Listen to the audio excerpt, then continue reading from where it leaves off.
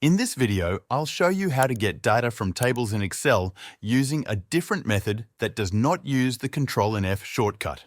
Instead, we'll use filters to find and extract the data we need.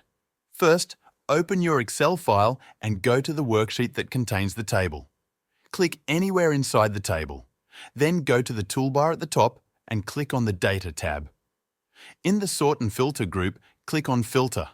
You'll now see small drop-down arrows appear in each column header of your table. Click on the drop-down arrow of the column where you want to find specific data.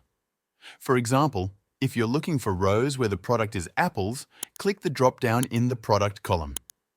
You'll see a list of all unique items in that column. Uncheck Select All, then check only Apples and click OK. Now Excel will hide all other rows and show only the ones where the product is apples.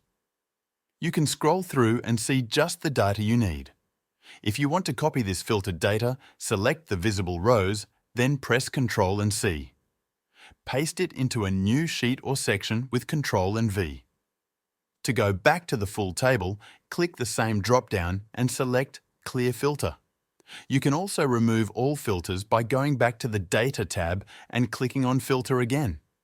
Using filters is a clear and visual way to find and work with data in your Excel tables without using shortcuts. Thanks for watching.